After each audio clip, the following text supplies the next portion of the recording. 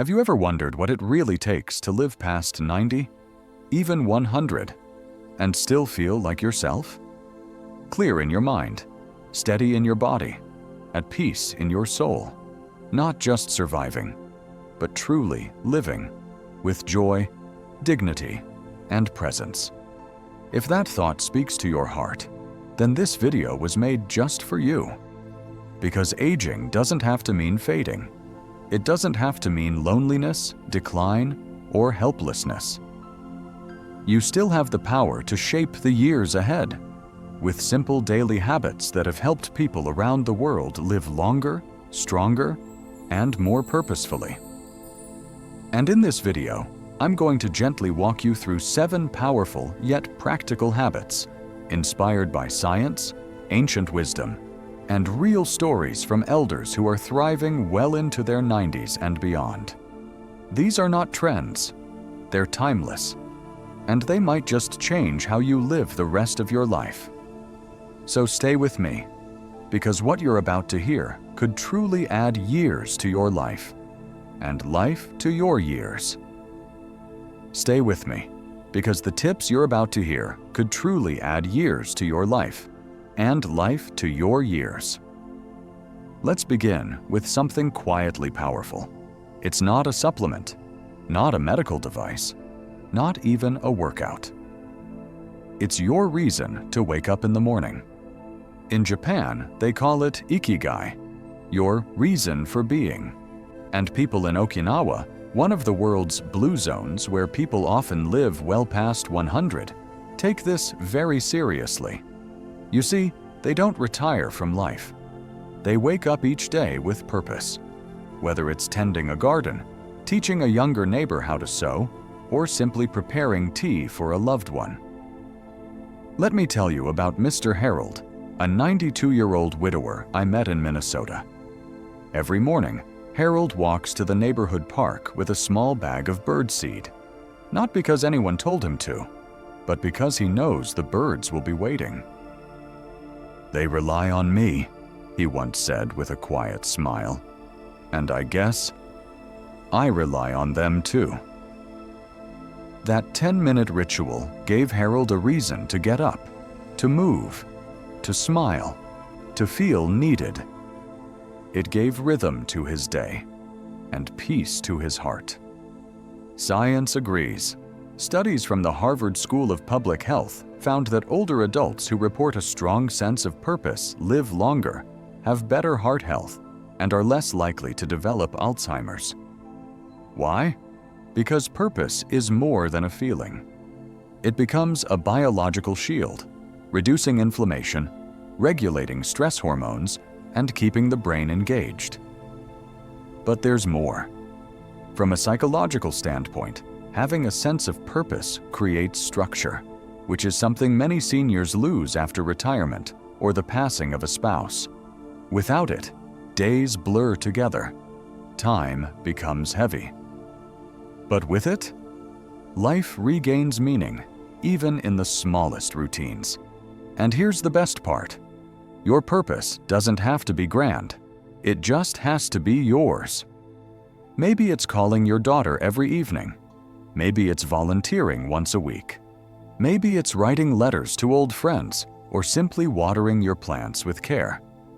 Start small. Ask yourself gently, what gives my day meaning? And then, protect that thing. Because it may very well be what protects you. Now, speaking of protecting yourself, let's talk about something you do every day that has a huge impact on your longevity. Eating. But not just what you eat. Rather, how much. That's where the next habit comes in, drawn from a timeless practice that helps the world's oldest people stay lean, healthy, and mentally sharp. It's called Hara Hachi Bu, and it could change the way you see your meals forever. Let's explore it.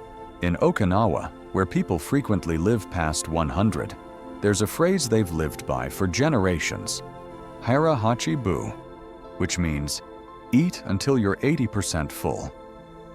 Not stuffed, not I can't move, just satisfied. light, energized. It might sound simple, but it's one of the most powerful longevity habits ever studied. Let me share the story of Marie, an 87-year-old former nurse from California. After battling weight issues and blood pressure problems in her 60s, Marie stumbled upon a book about blue zones. Inspired by Hara Hachi-Bu, she made one small change. She started putting her fork down between bites and listened for the moment her body whispered, "That's enough." Over time, not only did her digestion improve, but so did her sleep, her blood pressure, and, according to her sense of freedom. "For the first time," she said, "I stopped eating with my eyes and started eating with my body." And science backs this up. According to research from the National Institute on Aging, calorie moderation without malnutrition can lower the risk of heart disease, reduce oxidative stress, which contributes to aging, improve blood sugar control, and extend lifespan in both animals and humans. But here's the deeper truth. This habit isn't just about food. It's about mindfulness. It's about respecting the signals your body gives you, instead of silencing them with habits formed in rush or routine. From a psychological perspective, many of us grew up with messages like, "Clean your plate," "Don't waste food," "Eat now, just in case." But when we live that way for decades, we lose touch with what full really feels like. Hara Hachi-Bu is about reclaiming that connection. It's not a diet. It's not restriction. It's gratitude in action. You chew slower. You breathe deeper. You pause long enough to ask, "Am I truly hungry or just bored?" And the result? You feel lighter, not just in your body, but in your spirit. And that kind of lightness? It's something you carry with you, meal after meal, year after year. If you're still watching this video and finding these insights valuable, please comment number 3 below to let me know you're here. And if you haven't subscribed yet, I warmly invite you to do so and turn on the bell icon.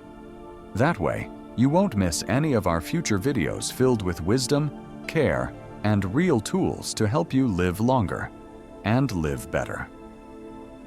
Your support helps us keep sharing this kind of life-giving content. It lets us grow a community where age becomes strength, not limitation. So thank you for being part of that. Now, speaking of strength, let's move into something deeply simple, yet so powerful. Moving your body, not with pressure or punishment, but with gentleness and consistency. Let's take a walk into habit number 3. Let me introduce you to Gloria, an 85-year-old grandmother from Oregon. She never liked gyms, never ran marathons, but every morning, without fail, Gloria walks the length of her driveway, barefoot, slowly, hands behind her back, eyes up to the trees. Sometimes she sings softly. Sometimes she just listens to the birds. "It's how I greet the day," she says. "Even if it's just 10 minutes, it reminds my body that I'm still here." And that's exactly the point. You don't need fancy equipment. You don't need a personal trainer. You just need to move. Gently, regularly, joyfully. The National Institute on Aging has shown that even low-intensity movement done consistently improves circulation, reduces joint stiffness, sharpens mental focus, lowers the risk of falls and fractures, and perhaps most importantly, it maintains your independence. Because strength doesn't always look like lifting weights. Sometimes it looks like standing up without support, climbing stairs without fear, carrying your own groceries with steady hands. From a psychological perspective, regular movement also keeps the mind fresh. It lifts mood, reduces symptoms of depression, and reconnects you to a rhythm, something that many seniors lose after retirement. And here's the deeper beauty. gentle movement becomes a form of meditation. Whether it's watering your garden, folding clothes slowly, dancing to a favorite old song, or taking a short walk after dinner, you're not just moving your limbs, you're honoring your body. You're saying, "Thank you, legs, for carrying me. Thank you, breath, for still being here." So today, I invite you. Don't worry about steps. Don't count calories. Don't chase youth. Just move in a way that feels kind. Even 5 minutes is enough to begin. Now let's talk about habit number 4. Prioritize connection, something the body can't heal without. Because no matter how well you eat, sleep, or move, without love, without warmth, without someone, life begins to shrink. Let me tell you about Walter, an 88-year-old widower from Ohio. After his wife passed, Walter rarely spoke to anyone. His days were quiet, too quiet. He stopped walking, stopped cooking, stopped smiling. Until one day, a neighbor's 6-year-old grandson knocked on his door. "Do you want to play checkers?" the boy asked. Walter almost said no, but something in him whispered yes. That simple game turned into a weekly ritual. And in time, Walter began laughing again, cooking again, living again. Connection brought him back to life. And research confirms what Walter's story shows us. A study from Brigham Young University found that loneliness is as harmful to health as smoking 15 cigarettes a day. Another from Harvard shows that strong social ties protect the heart, boost the immune system, and even reduce risk of dementia. But let's be honest, for many older adults, especially those living alone, connection feels harder with time. Friends move, families get busy, energy fades. That's why connection must become a conscious habit. Not something you wait for, something you create. Start with one small step. Call one person you've lost touch with. Join a book club or community center. Invite a neighbor for tea, or even chatting with your pharmacist or mail carrier counts. Because every warm exchange, no matter how small, feeds your soul. From a psychological lens, feeling connected reduces stress, lifts depression, and creates a sense of belonging, something we all crave at every age. You don't need a crowd, you just need a few people who remind you, you matter. You're still part of the world. If that message speaks to your heart, I'd love for you to comment the number 5 below. That lets me know you're still here, still walking this journey with me. And if you haven't subscribed yet, please take a moment to do so. Your support helps us continue sharing thoughtful, healing videos. Made with care, just for you. Together, we're building more than a channel. We're building a circle of wisdom, warmth, and shared humanity. And you belong in it. Now, let's take a deep breath, soften your shoulders, and step into the next habit. One that quietly rebuilds your body every night while you sleep. Sleep like it's sacred. Not just laying in bed with your eyes closed, but true, deep, healing rest. The kind that restores your body, sharpens your mind, and softens your heart. Let me tell you about Dolores, a 90-year-old retired librarian from Vermont. For years, she told herself, "I'm just a bad sleeper." She'd wake at 2 a.m., scroll through her memories and worries, then doze off just before sunrise. But after a health scare, her doctor gently told her, "Dolores, sleep is not optional. It's medicine. You just haven't learned how to take it yet." So Dolores changed a few small things. She dimmed the lights an hour before bed. She stopped watching news after dinner, and she began writing down 3 good things from the day, no matter how small. It wasn't instant, but within weeks, she began sleeping through the night. And as her sleep returned, so did her energy, her mood, even her appetite. The science is clear. According to Harvard Medical School, older adults who get 7 to 8 hours of quality sleep have lower risk of Alzheimer's, better blood pressure and heart health, stronger immune systems, and improved memory and focus.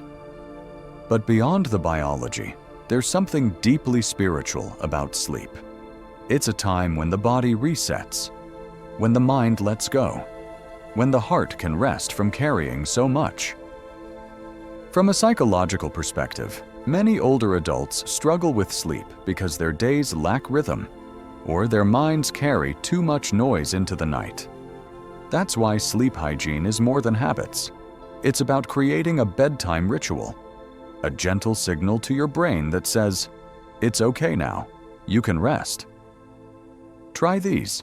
Keep your bedroom cool and quiet. Use a soft lamp instead of overhead lights. Listen to calming music or nature sounds. Avoid screens 1 hour before bed, and practice slow breathing or gratitude reflection before lying down. And here's something simple but powerful. Give your mind permission to rest. You've done enough today. You don't need to solve anything tonight. Say to yourself gently, "Sleep is how I care for tomorrow's self." Because when you sleep better, you live better. Your days feel brighter, your body feels stronger, and your spirit more peaceful. So treat sleep like sacred ground, because in many ways it is. We just talked about the healing power of sleep, but as many of us know, you can't sleep well when your heart is heavy. That's why this next habit may be just as important, maybe even more. Letting go of stress, not once in a while, not just when you break down, but daily, gently, intentionally. Let me share the story of Mr. Thomas, a 79-year-old widower from Georgia. After losing his wife, Thomas carried the weight of grief, worry, and guilt everywhere. He smiled for his children, acted strong for his church friends, but inside, his thoughts never slowed. One day, his doctor gave him a curious assignment. Each morning, before you do anything else, sit by your window, place your hand on your chest, and breathe deeply for 5 minutes, and say this: "I'm here, I'm safe, I'm allowed to rest." Thomas didn't believe it would help, but he tried anyway.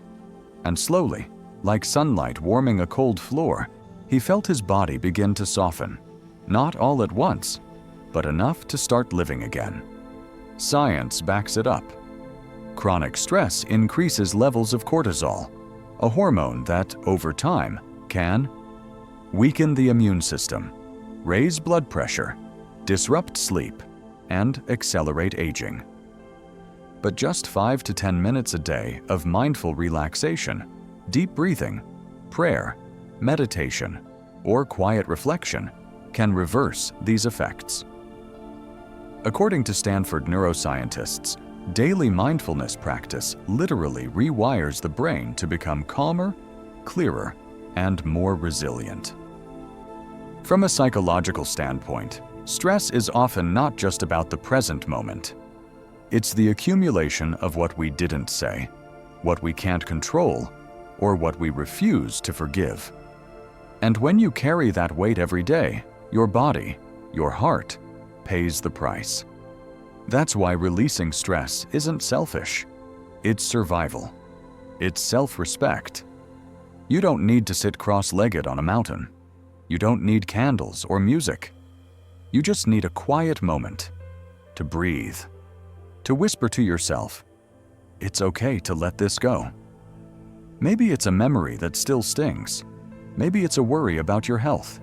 Maybe it's a conversation you keep replaying. Whatever it is, you can release just a little of it today. Try this. Inhale slowly for 4 seconds. Hold for 4. Exhale for 6. Repeat 3 times. And with each breath out, imagine setting something down. Lighten your mind, so your heart can rest, so your body can heal, so tomorrow feels just a little more open.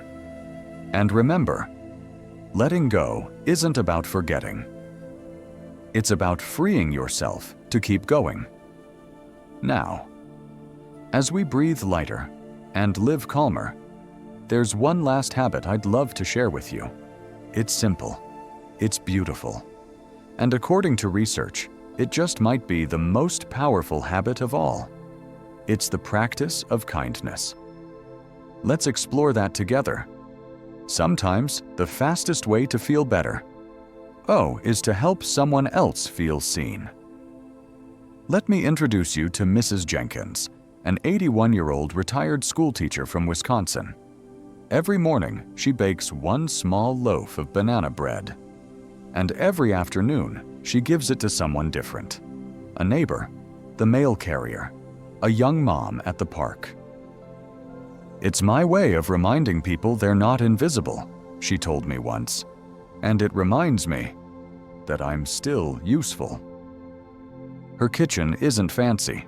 Her body moves slower now. But every smile she receives is a form of medicine, for her and for the person on the other side of the door. And here's the beautiful part. Science agrees. Research from UCLA and Emory University shows that regular acts of kindness reduce inflammation, release oxytocin, the love hormone that protects the heart, lower anxiety and depression, and even slow cellular aging. In fact, people who give regularly tend to live longer, happier lives, regardless of their income, age, or background.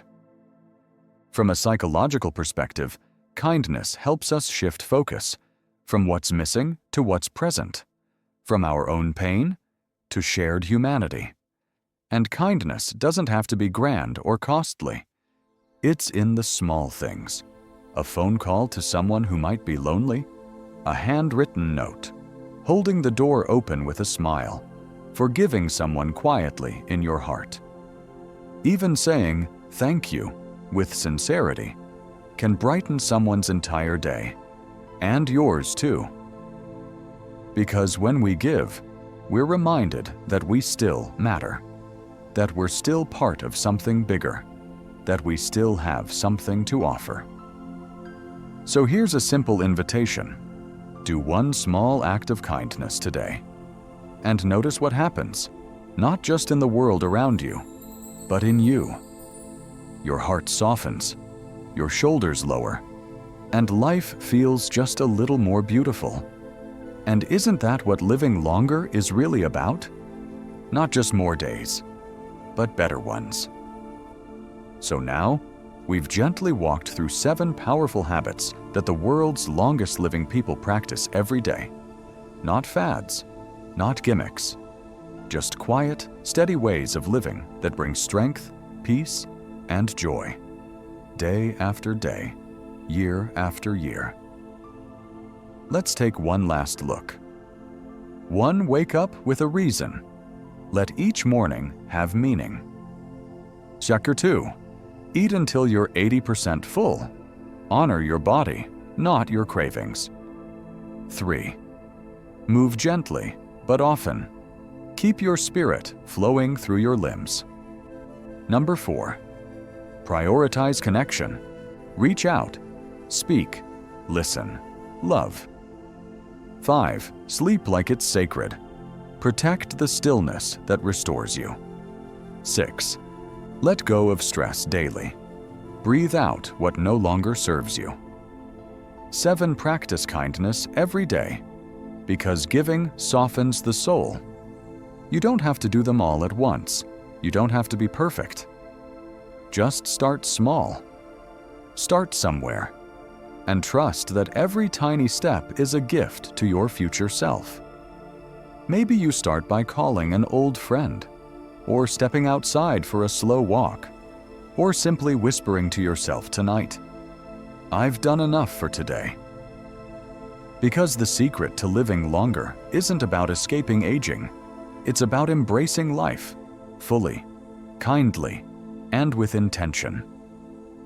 If something in this video touched your heart today, please take a moment to leave a comment below. Even just a single word that reflects how you're feeling right now. Maybe it's grateful, or ready, or simply still here. Your words matter. They remind us, and others in this community, that none of us are walking this journey alone. And if you haven't already, I gently invite you to subscribe and tap the bell icon. Here at Elderly Wisdom, we're not chasing trends. We're building a quiet, thoughtful space for people who want to live longer, live better, and live with heart. Thank you, truly, for spending these minutes with me today. Your time is precious, and I don't take it for granted. If you know someone who needs a little peace, a little clarity, or just a soft reminder that they still matter, please consider sharing this video with them. Until we meet again in the next video, stay gentle with yourself, stay connected to others, and never stop choosing life, no matter your age.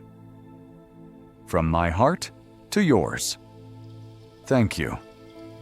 Be well, and I'll see you again very soon.